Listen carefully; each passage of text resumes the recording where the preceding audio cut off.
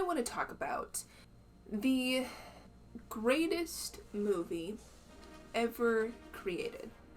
And I feel like now's the perfect time. Because, well, for many reasons. I love this movie. This has been my favorite movie since I was 2 years old. I would watch this movie every single day on repeat, to the point where now my family hates this movie. Absolutely despise it. They will not watch it, except for one day a year. One day a year they will watch my favorite movie with me. And that's on my birthday. And guess what? It's my birthday. But unfortunately, I don't live anywhere near my family, so I can't force them to watch my favorite movie with me. So what am I doing instead? Making this video. And I'm sure you're asking, Elizabeth, what is this movie?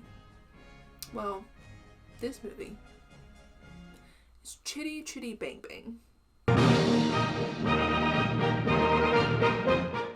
Yes, Chitty Chitty Bang Bang is my favorite movie, and you're just gonna have to deal with that. We're just gonna get right into it. Let's talk about our main characters. Our main characters are Mr. Potts, or actually, Caractacus Potts. Okay,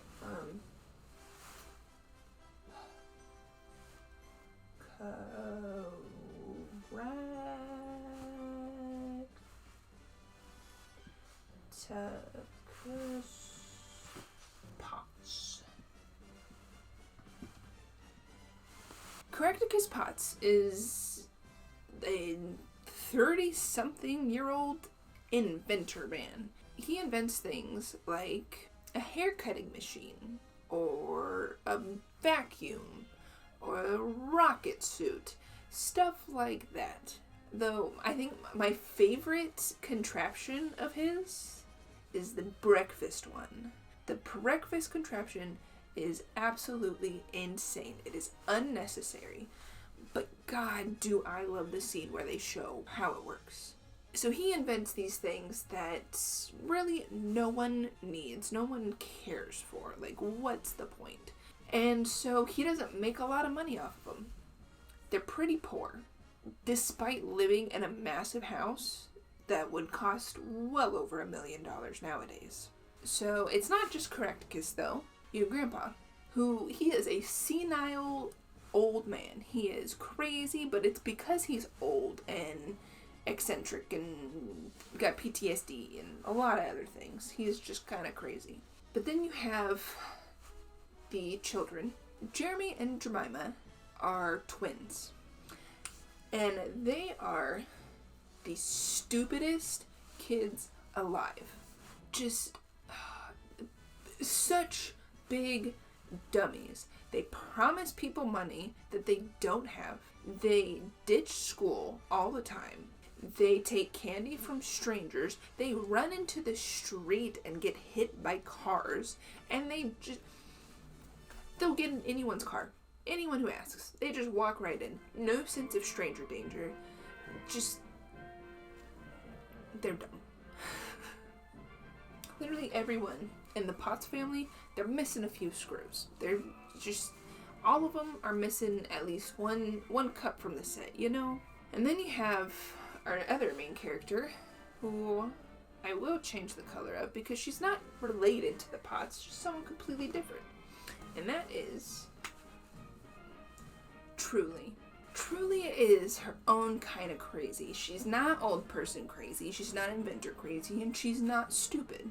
Truly is fall in love with a man you just met crazy. And that's the worst kind. Now that I've introduced our characters well enough, let's get into the actual story. The movie actually begins with a car race and then a car crash. But it doesn't truly kick off until quite a bit later. The car race goes on for probably too long, but it's still enjoyable. But it truly kicks off when we see Jeremy and Jemima ditching school, hanging out in a junkyard, playing in an old, beat-up, crashed car. The one from the race, the one that crashed in the race. So The race part wasn't useless. And he's like, alright, yep, we're gonna sell this car to the metal scrap man and it's going away. And the kids are like,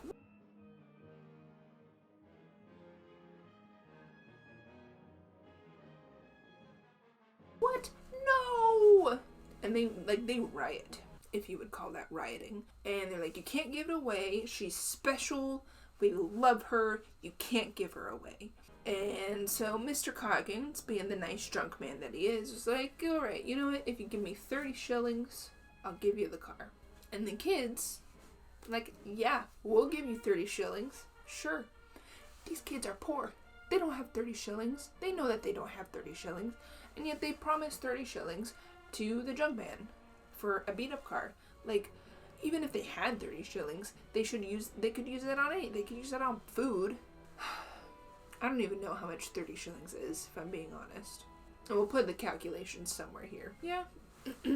So, excited, they go to tell their dad that they've promised the junk man money that they don't have. And they run into the street and nearly get hit by a car. This car, driven by Truly.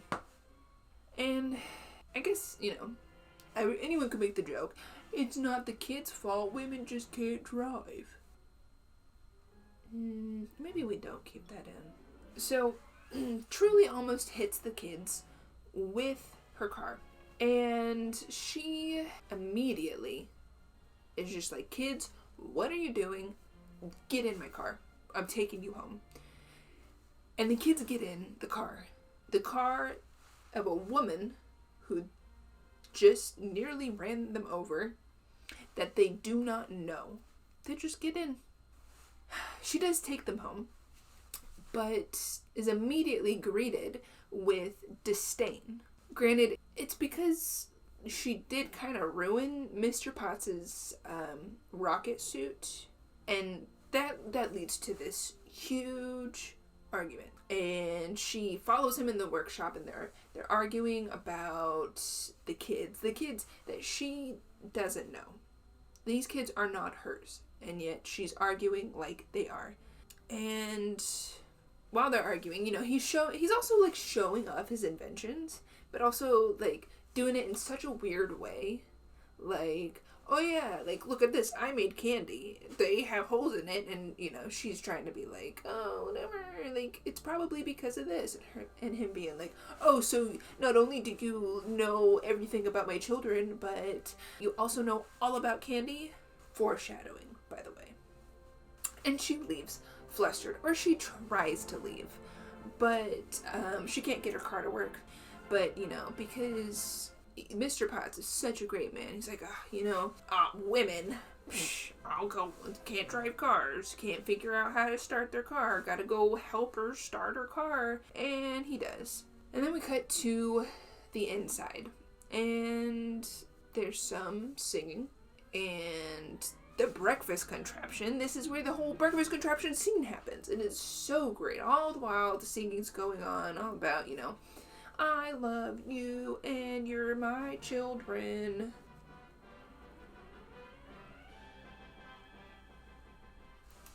Where was I? So we cut to the inside. He's flustered. He's going inside and he's asking his kids, do you think I'm crazy? Do you think I'm a good father or a bad father? Like, what's going on? And then, the kids are like, yeah, you're a great dad. You let us cut school because, so therefore you're a great dad. And they start to sing because this is a musical, if you didn't know. And while they're singing, this is when the breakfast contraption scene happens. I love this thing. I love it. Like, there's the hot dogs, and then you got the hammer cracking the egg open. Okay, anyways, after all that, the plates come down to the table and they're starting to eat, and then the kids are like, oh yeah, Dad, you're so great. We love you. By the way, we promised the junk man 30 shillings. And the dad be like, what? And the kids are like, yeah. So, you can just give him the money in the morning. Deuces. And they go to bed. Mr. Potts is just like, I don't have 30 shillings. But I love my kids. And I'm a great dad. Despite having $0 in the bank, he's gonna get this car for his kids. Later that night, he's trying to contemplate how is he going to get 30 shillings when, he's sitting in his laboratory and looking at all of his inventions, all of his crazy inventions that no one wants. He's like, how am I gonna do this? When their dog, Edison, grabs one of the candies that they had earlier, and starts to blow, and it starts to make a whistling noise. Hey, do that again. Inspiration strikes. Cuts to the next day, and Mr. Potts and the kids, the dumb kids, head on down to the Scrumptious Candy Factory to sell this new treat, this new candy, Toot Sweets. That's the name, the Toot Sweets, because they're sweets and they toot. And he goes to sell them, and you won't believe who he runs into there. The woman that he berated the day before, the one that he had this big argument with, because guess what? They're at the Scrumptious Candy Factory. Guess what her last name is? Guess who she is? She is truly scrumptious. So,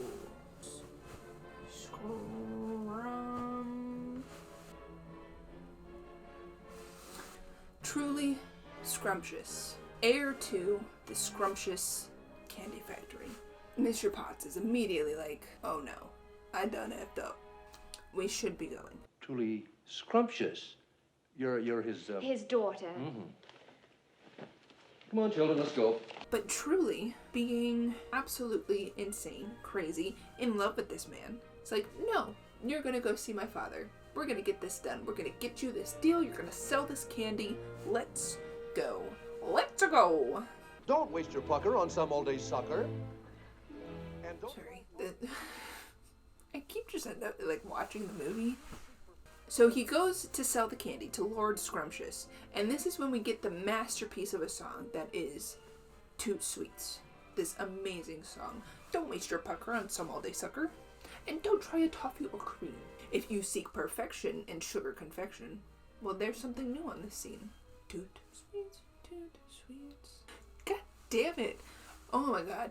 You see the grip this movie has on me? They sing this song. They get Lord Scrumptious to try the candy after this big choreograph, and everyone loves it. Everyone is so excited. They're dancing, they're singing, he loves it. And they start to whistle, because that's the whole point of this. It's Toot Sweets. They're whistling sweets. They're whistling, they're doing the song, they're excited. But the whistling starts to attract dogs. Dogs come rushing into this candy factory. They're destroying everything. And you know what Mr. Potts does? He leaves. He grabs his kids and he's like, all right, guys, let's go. Because when something happens that's your fault and it causes problems and for everyone else around you, instead of staying to help and fix the problem, you should just leave. Right? You just skedaddle. Get on out of here. It's the only right thing to do. He skedaddles on out of there without any money. So, we're back to square one. The kids promised Mr. Cargan's money. He promised the kids that he would buy the car, but he doesn't have any money.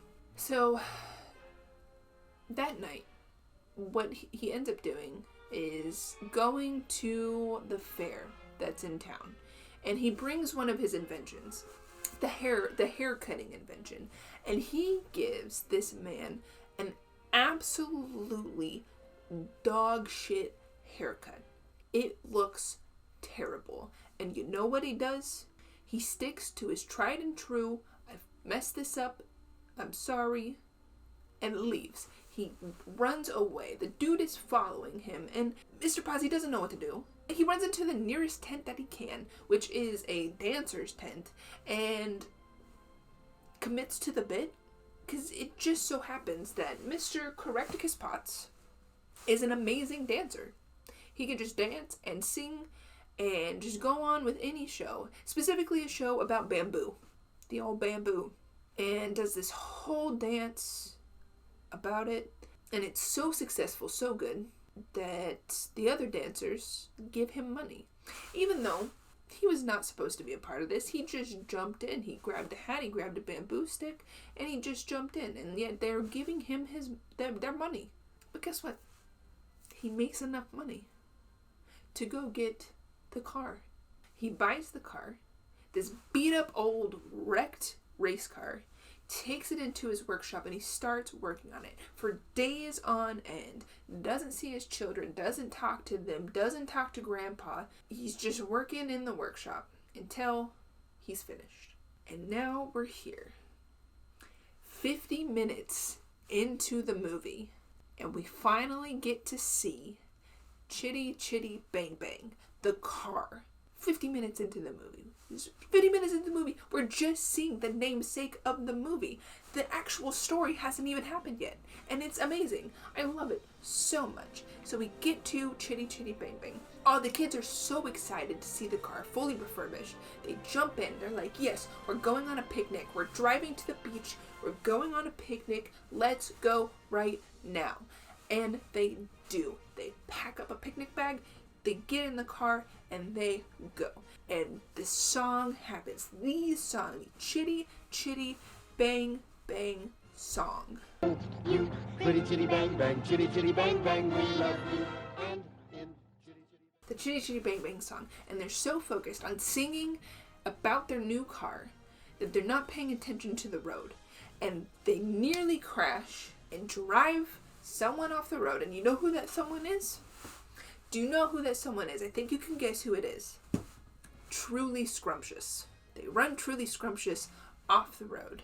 She drives off the road into this little pond, and then she's like, well, now what am I gonna do? Look at this. And Mr. Potts is like, well, you could always just walk through the mud, or through the water, or swim.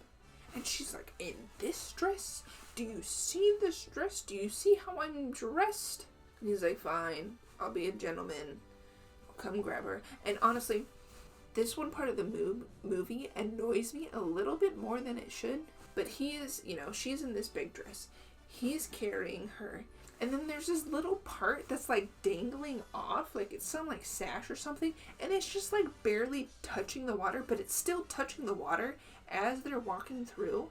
And it annoys me so much. Like I can't help but focus on it the whole time. So, he carries her out of the pond and leaves the car there. And we're like, oh, we'll just have Mr. Coggins tow it. And they're like, hey, you know what? We're going on a picnic. Why don't you come with us? We've just met you. The last time we met you, you almost ran over my kids. We argued. I just let a bunch of dogs trash your dad's factory. And I just ran you off the road. But why don't we go on a picnic?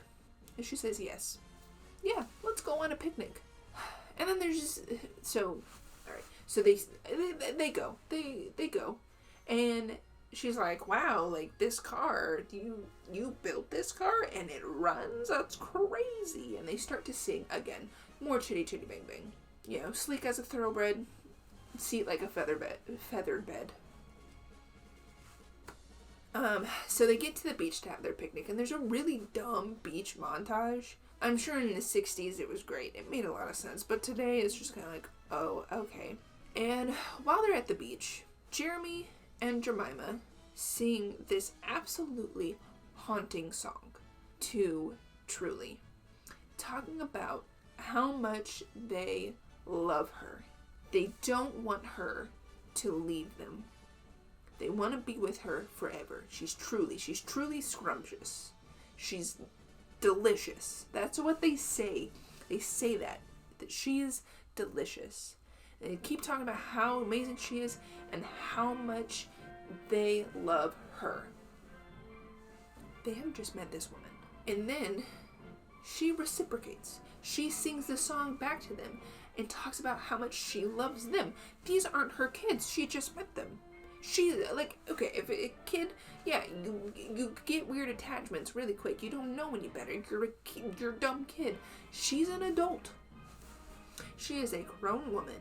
She's like, I just met these kids. I love them. They're mine. I'm gonna keep them forever. After the song, Truly and Mr. Potts have this weird, it's a very cliche interaction of her being like, oh man, isn't the beach beautiful? And he's looking at her and being like, yeah, it's beautiful, it's lovely, while he's like staring at her, that cliche. Then yeah, they get in the car, the kids get in the car, it's the end of the day, they're wrapping up their fun picnic, they're wrapping up their picnic, and as they're looking out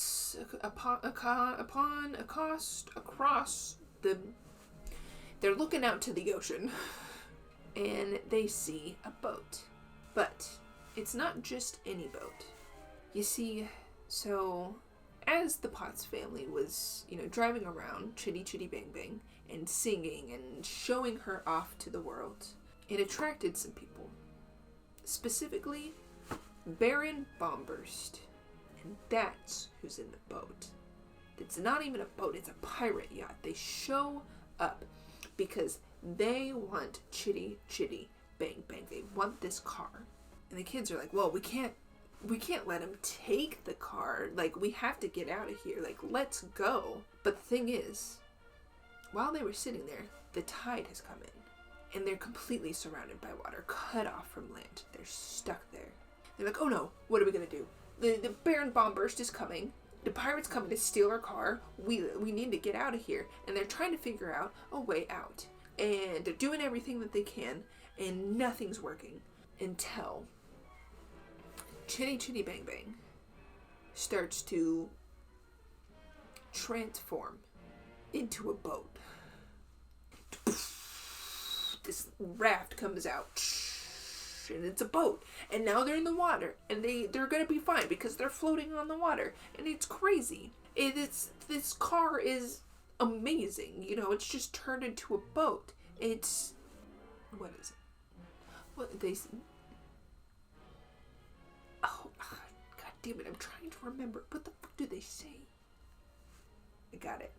It's uncategorical. A fuel burning oracle. A phantasmagorical machine. It's more than spectacular, to use the vernacular. It's wizard. It's smashing. It's keen.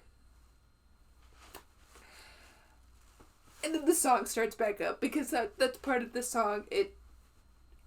And then the Chitty Chitty Bang Bang song. They start. They're floating around. They're trying to get back to shore. There's serpentine. And the reason why they're serpentining is because Baron Bombburst is in his pirate yacht shooting at them. Cannons. They're going around until they make it through the waters onto shore, and they drive off. The Baron's not too happy about this. And so he tasks 2 people on his boat that were hiding the whole time because they're spies. He tasks the spies to go to shore and find Chitty Chitty Bang Bang. These spies are very much like Three Stooges-esque, Wile E. Coyote kind of deal. And we'll get back to them in a second, because then it cuts away. It cuts away to the Potts family, and truly having, just witness their car turn into a boat and being attacked by pirates. And they're just driving home like nothing happened. Kid's asleep in the back seat. He's dropping Truly off at her house, and she just goes. And this is actually like my least favorite part of the entire movie, because Truly goes off through her big massive backyard onto her tree swing and all that, and she sings about how amazing Mr. Potts is, how much she loves him and she wants to be with him, even though I hate it. So I'm not gonna get too into that. So back to the spies. So like I said, very Wile E. Coyote-esque masterminds. They throw a bunch of dynamite under a bridge, and then they go, like, they have the and it doesn't work. They blow up, not the bridge. And then they take a painting and they drop it over like a, what's the word? A tunnel, to make it look like it's a painting of an empty tunnel, but really they're there with like a big cage to catch Mr. Potts in the car, but they don't. They catch the wrong person. They in fact catch Lord Scrumptious. They do let him go, like, immediately, but, like, the very wily Coyote and Roadrunner. Finally, they, get some common sense, and they decide to go to the Potts' house in disguise. Caracatacus Potts, inventor. Mr. Potts and the kids aren't there, but you know who is there? Crazy old Grandpa. And they think that crazy old Grandpa is Caractacus, the inventor. And so, as Grandpa's walking out, Grandpa's walking into his hut. His own special crazy person hut. And they're like, that's his laboratory. We found him.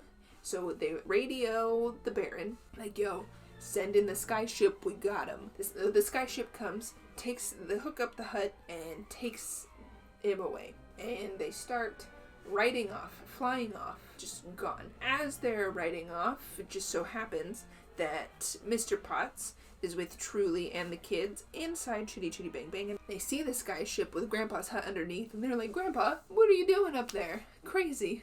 As if he's, doing this himself. They start driving towards him, and they're like, Grandpa, like, come on down, come on, what are you doing? And they're driving, they're following the Zeppelin, right?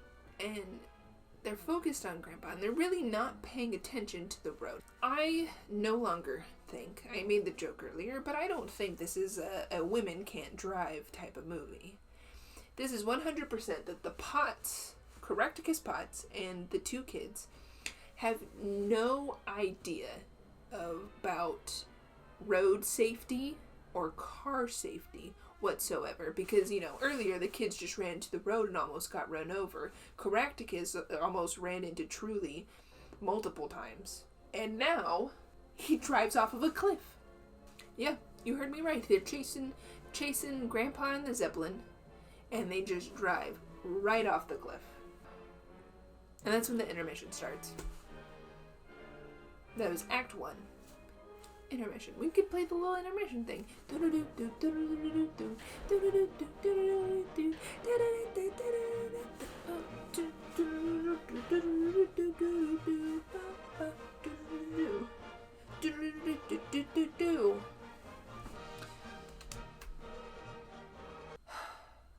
Okay.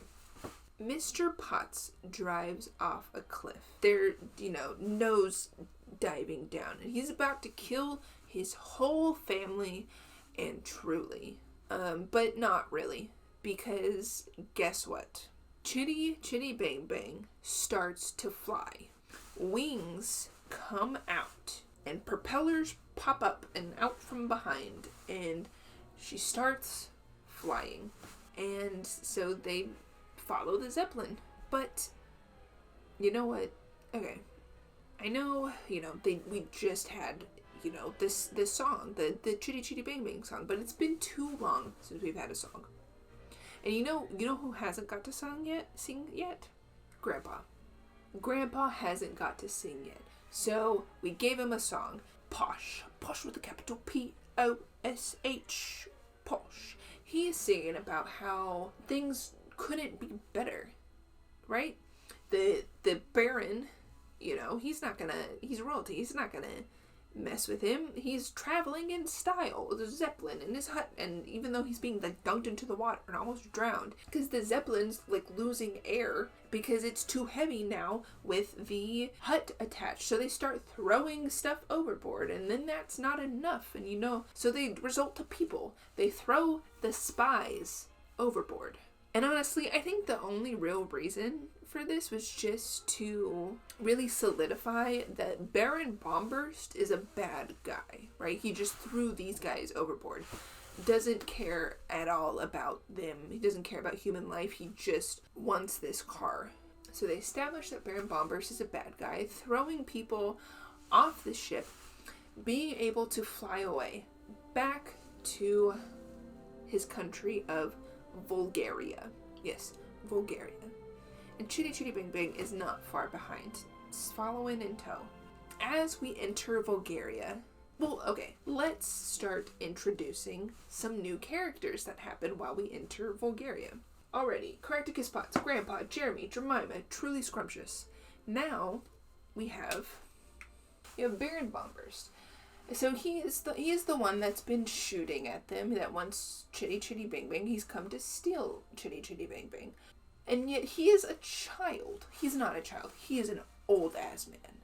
But he acts like a child. He throws temper tantrums. He doesn't want to share anything. He just wants toys. And he hates his wife. But he does. He truly hates his wife. And his wife is... They don't get actual names. It's just Baron Bombburst and Baroness Bombburst. Baroness Bombburst is gorgeous. She is eccentric, extravagant. What a woman. In almost every scene, she is wearing a different outfit, more extravagant than the last. And a lot of these times, these scenes don't happen that far apart, so to change into this extravagant outfit, that's insane. But I digress. She's this extravagant woman with extravagant outfits, and she loathes kids. Honestly, a perfect woman. She hates kids so much, she has outlawed them. She has banned them from the country of Bulgaria. Not only that, but her right-hand man is a man who is only known by the child catcher. The child catcher terrified me. He was truly one of the greatest villains of my childhood. Honestly, if I saw him today, I would be terrified. Like, not in the movie, but like out on the street, you see this man, you walk onto the other side of the street, you're like, don't want anything to do with this guy.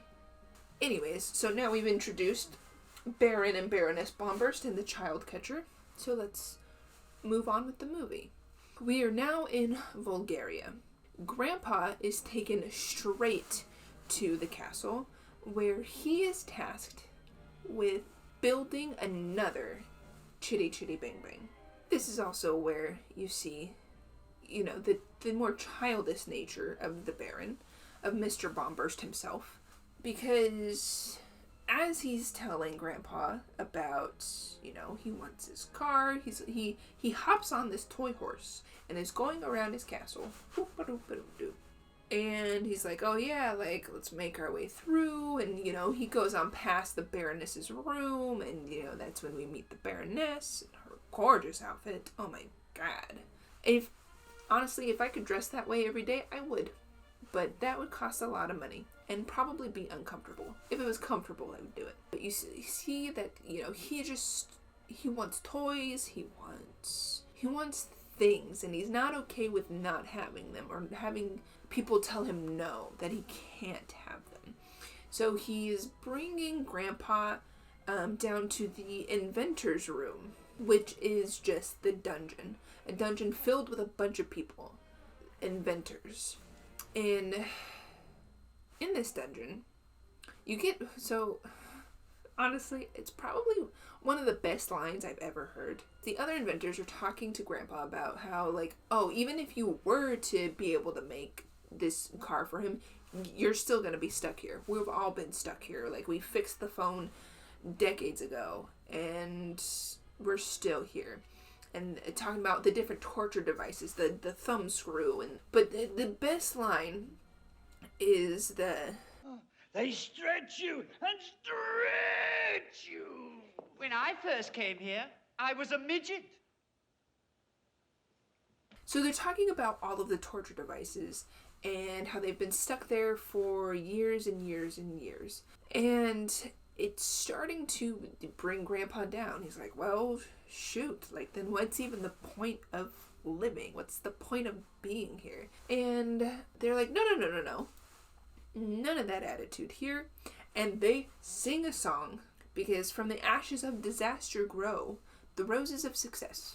And that's what the song is. They're singing about the roses of success and trying to build this car, and it's not working. Like, they're doing a terrible job at building this car. And it's just... But, it perks up Grandpa. And that's all that really matters. They got their spirit back. And that's the only thing that you can do in that kind of situation, is be hopeful. So once the song is over, we cut back to Chitty Chitty Bang Bang, still flying in the sky. They're flying to Bulgaria, right? But they're not being very discreet. It is very clear. Everyone sees flying car. This car not only can drive and be a boat, but this car can also fly, and that's cool. I want it even more. We're gonna shoot it down. So, immediately after the shooting starts, they're like, oh, well, we gotta turn around. And they go down into the village, the city of Bulgaria, away from the castle. But it is very obvious that they've gone there. So the Baron is like, guards, soldiers, that's where we're going. Let's go to the village. Let's go.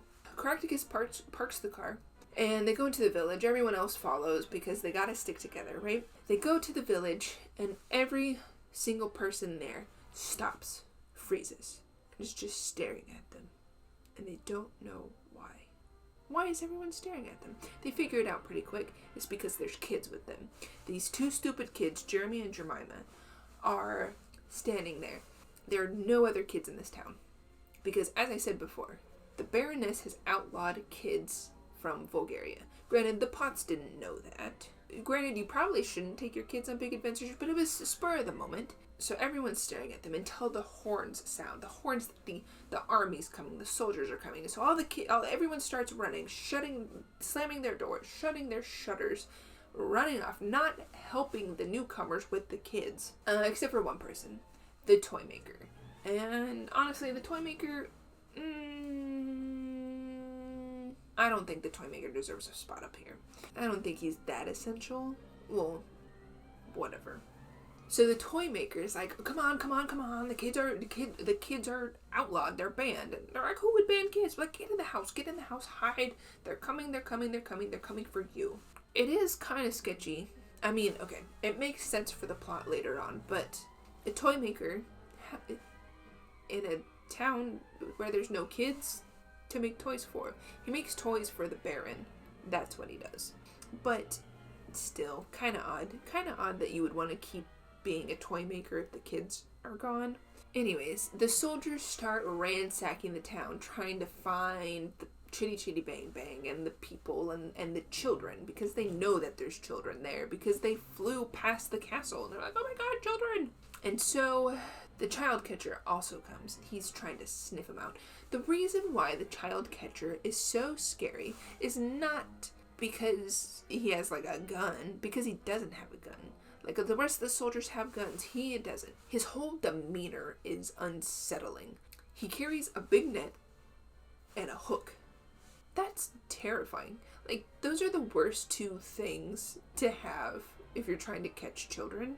Or I guess the two most terrifying things to have. Like you're actually catching children with the net. What are you doing with the hook? I digress. Another significant thing about the child catcher is his nose. It's got a massive honker, right? And he uses it to sniff out the children. He's smelling around the town and he can pinpoint that there are children in the toy shop.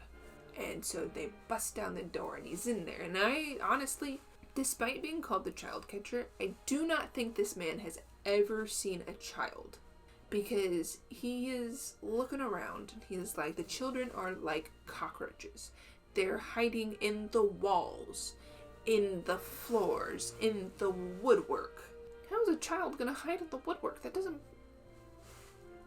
But that's not the only reason why I think he's never seen a child. But also because he is stomping around, right? And he finds the secret passage underneath, the secret hidden compartment. And they open it up. And the soldiers go down. And honestly, you know, though I said, like, the child catcher is pretty terrifying, he's also kind of, like, a vibe. Because, what does he say?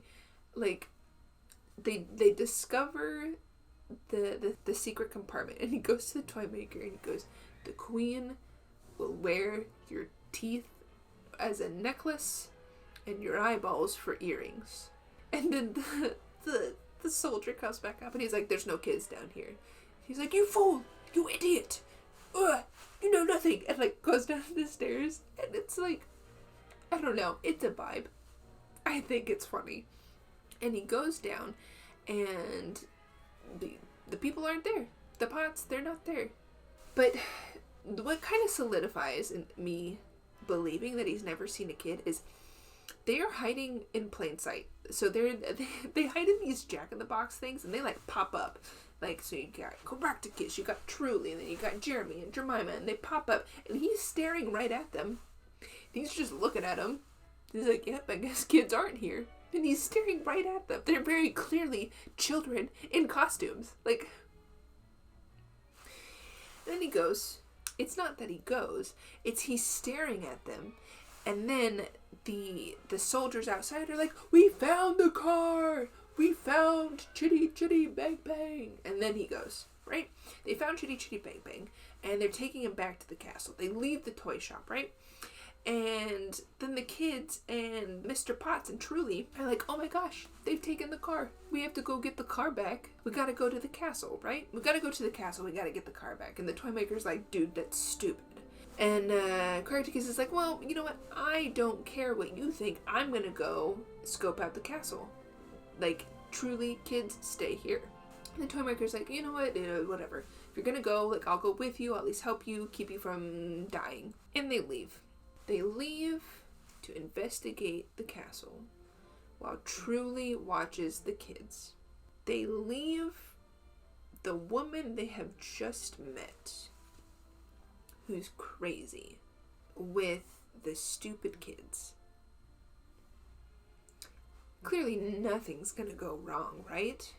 Well, wrong. Because things go wrong.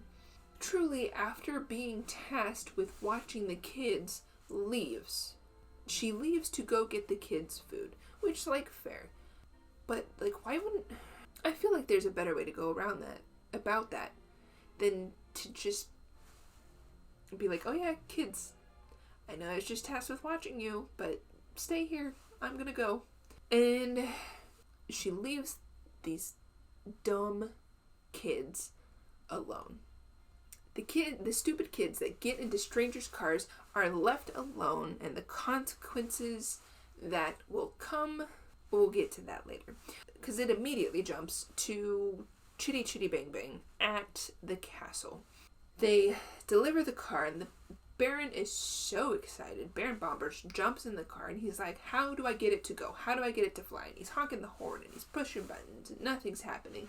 And they drag out Grandpa, and Grandpa's like, I don't know what to do, because this isn't my car. But he's like, no, you invented this car. Like, you know how to get it to fly. And then the Baroness comes out, and the Baroness is like, oh, sweetie, let's go. I want to get in the car. So she gets in the back seat, and Grandpa's, pushing buttons, trying to figure out. As soon as she gets in the back seat, she is immediately ejected. Just boom, like it's a big spring. Boom, and she flies up into the air. She's launched, catapulted, just bam, up in the air, and turns into like Princess Peach in Smash when her dress fluffs out and like she slowly floats down. But I don't remember if I said this or not. It's been a while. The Baron hates his wife. So one, he thinks that this is hilarious. She's puffed up in the air. And you know what he does? He's like, oh, you know what? I'll help you get down quicker. And he pulls out a gun and shoots her down. It doesn't kill her. He just shoots her down. And, her dress is, doing the whole ooh, ooh, ooh, ooh, ooh, ooh. That's what she's doing. And he shoots, and then she plummets into the ocean. She's still alive. For now. So now we cut back to idiot children and the consequences of their own actions. They promise to stay hidden, right? Because they are in a town where they know for a fact that children are banned.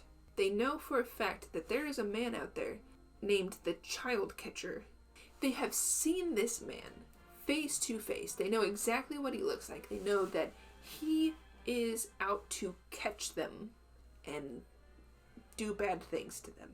And yet, when the child catcher prances into town wearing a different coat and he offers them candy, they're like, yes, we want candy, and they run out. And he's like, yeah, the candy is right in there. It's in my cart. And they're like, yeah, yes, and they get right in. They just get in. No hesitation. They just get in and are immediately trapped and kidnapped.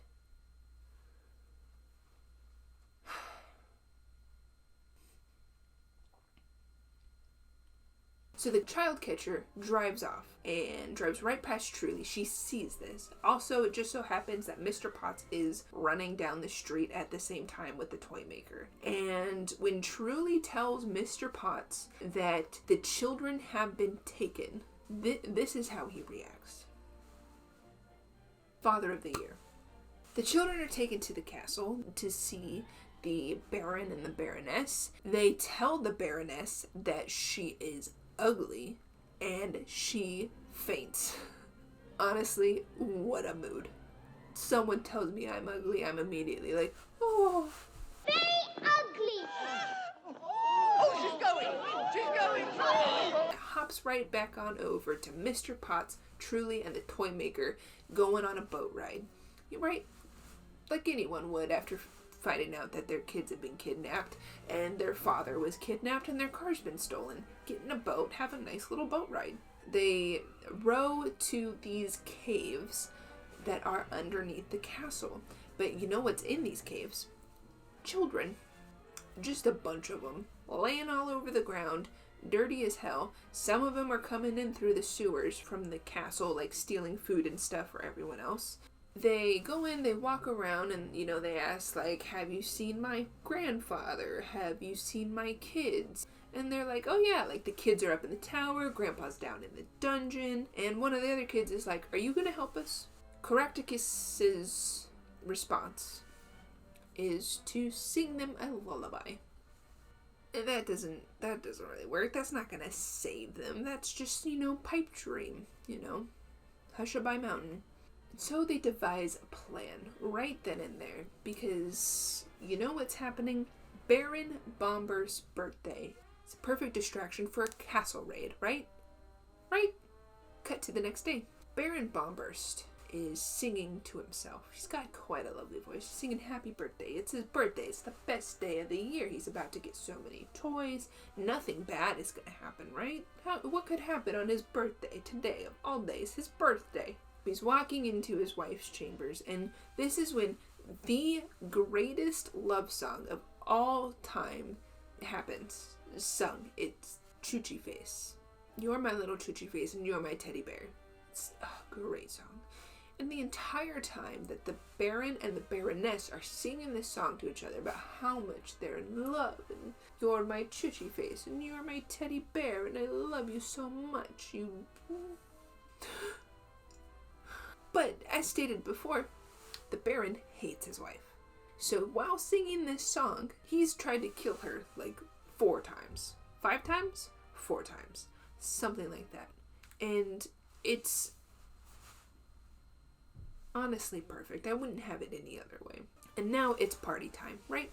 You get this great dance scene, right? Just absolutely invigorating. And the Baron is presented his toys. And they might look a little familiar, right? The toy maker comes in and he's like, yes, I have prepared the greatest toys for you ever. And it is a doll on a music box, which is truly dressed up as a doll on a music box. And she starts to sing. What do you see?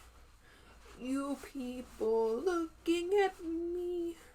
Got music, that's wound by a key. Turning. And then the other box opens, and it is Mr. Potts dressed as a puppet, a big puppet. Boo boo doo boo, do do do do do do do.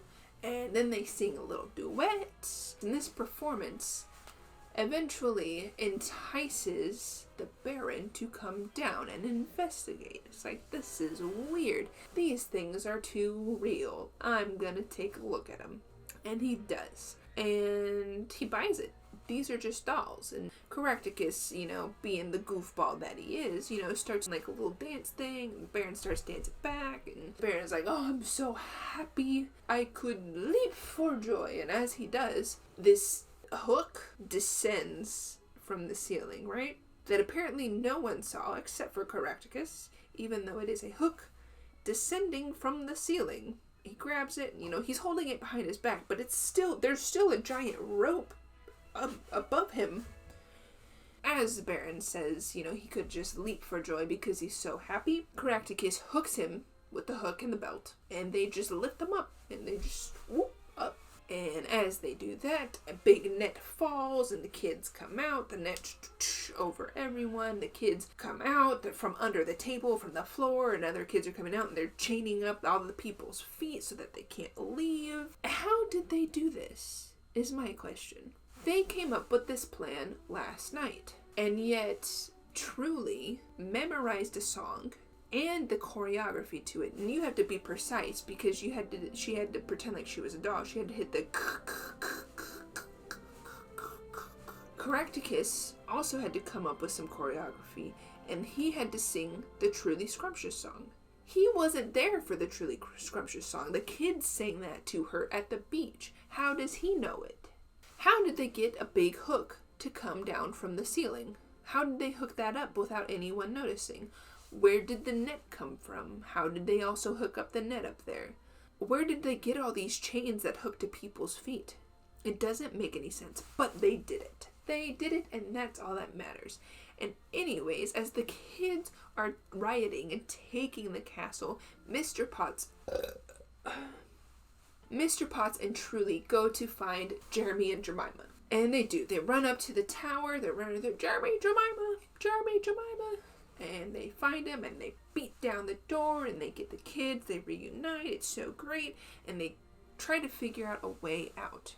Meanwhile, the other kids, the cave kids that are rioting, start fighting the army, right? These kids have like pitchforks and stuff, where the army has guns. They don't actually use the guns, which, like, weird, but whatever. They're fighting and they're winning. These kids are winning against the army. What a terrible army they have. They let the villagers in. The villagers are like, yes, with pitchforks. And they're also coming in, rioting, ready to storm the castle. And then there's a little cameo of the spies.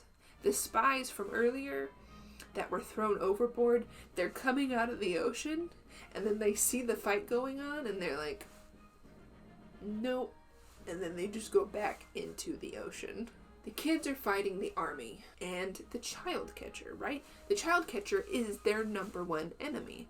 He is the child catcher. And what's funny is, his weapon was a big net. And you know what he's caught with? He's caught with a big net. The kids surround him. They lay a big net on the floor. They push him into it. It's very comical. While this is happening, the Baron somehow gets down from the hook in the ceiling, and the Baroness is there, and they try to escape down this little chute down the side. But as they get down the chute, they are promptly caught because it shoots straight into the child catcher's carriage. And they're like, oh no, my crown, I've lost my crown. Mr. Potts and the gang, while this is happening, they're also trying to escape. They're trying to get out. They're running down the stairs. There's more army people, soldiers. That's what they're called, the soldiers. And they push them down the stairs. But they still can't quite get out. They can't clear the path. But you know who can? Chitty Chitty Bang Bang. Bum ba da bum. She comes in. She drives herself. A self-driving car. Granted, we already knew that because she was flying herself earlier. Everyone just parts. Everyone's just like, oh. Also, Grandpa shows up. Grandpa's there. No one went and got him. He just shows up. The car drives directly to the Potts family. And they get in, and Grandpa hops on, and they're like, oh my gosh, Grandpa! And they're like, hooray, we won. Like, we got out of here. Chitty Chitty Bang Bang drives out of the castle. And it's sitting at the front. and it starts to spread its wings, and the propellers pop up. And this is the only time in the movie where we've had an appropriate reaction to this happening. And that's this kid, the kid that goes, oh, I can't even, like, I don't know. I need to stop making that noise. The wings spread from Chitty and they start to fly off. But it was all just a story. And we cut back to the picnic on the beach. The end of the story. The villagers take over Bulgaria. It's a peaceful place. The children return. And they leave the beach, right? They leave the picnic. And they take Truly home. And Mr. Potts really puts his foot in his mouth, right? Because, you know, the kids at the end of the story were like, oh yeah, like, you know, Bulgaria's free, and Mr. Potts and Truly live happily ever after. They get married, they fall in love. And Mr. Potts is like, nah, no, who would do that? And so when he takes Truly home, he's dropping her off. She gets out. He gets out of the car too, like a gentleman. And he walks up and he's like, hey, sorry about the kids, you know, saying that thing about us getting married. That's ridiculous. And she's like, why? Why is that ridiculous? And he's like, well, because, you know, you're rich and I'm poor. You live in this massive house and I'm poor. And she does not take kindly to that. She's like, well, you know, if I would say that, you would call me a snob. And she's like, goodbye, and runs off. He doesn't even try to apologize or like run after her. He's just like, okay. And he gets in the car and drives home. But guess who's waiting for him at his house? Lord Scrumptious, Truly's father, the owner of the candy factory. And he's there. It turns out that this man knows Grandpa. Him and Grandpa were buddies. They fought in the war together, right? Crazy. But that's not why he's there. He's not there to talk to his war buddy, but he's there to tell Mr. Potts that he wants his candy. Yes, from the beginning of the movie, the song Toot Sweets, the toot sweets, the toot of a flute with the flavor of fruit. He says, I want this candy. Not for people, because, you know, you destroyed my factory because of all the dogs. But you know what that means? We're breaking into a new market because dogs love this. It's no longer Toot Sweets, it's Woof Sweets. It's treats for dogs. You are going to be a millionaire. You're going to be rich. And Mr. Potts is like, hell yeah, I'm gonna be rich. And instead of celebrating with his kids and his family, he gets in his car and goes to tell Truly. And as he's driving to Truly's house, guess what happens? He almost runs into her again, and he runs her off the road back into that same pond. And she's like, what the heck? And he's like, you won't believe what happened. And he runs out in there, he picks her up, and he's, guess what? I'm rich. And that means that we could be together now because we're both rich. Because when you were rich and I was poor, we couldn't be together. But now that I'm rich and you're also rich, we can. We can fall in love and be together forever. And she's like, I know. I heard the news. Let's go. And they kiss. And then she's like, oh, well, now we have to get married. We've kissed. And they get into Chitty Chitty Bang Bang. And they start to drive. They're in love now. And not only do they start to drive away, they fly away. Chitty Chitty Bang Bang, off the ground, flies away. So does that mean that this story actually happened? The story from the beach? Because that's where the movie ends. It doesn't explain any further. Oh yeah, the end, by the way. It doesn't explain any further. In my head canon, this story did happen. It's all true. They really flew to Bulgaria. This car can fly. Also, something really cool is Chitty Chitty Bang Bang, they used 8 different cars. I think it was 8 different cars. Because they had to have a couple driving ones, they had to have the one that was a boat, and the one with the propellers that could fly. But I think only one was like street legal. Yeah, just a fun little tidbit. But yeah, that is my favorite movie. And I'm sure now, after this long video, you can see why it's my favorite. Or maybe you can't. But it is, and I'm so excited to watch it all the time. Especially today, on this day, my birthday. And that's it. that's the end. We're skedaddling on out of here. Goodbye. We'll keep that in.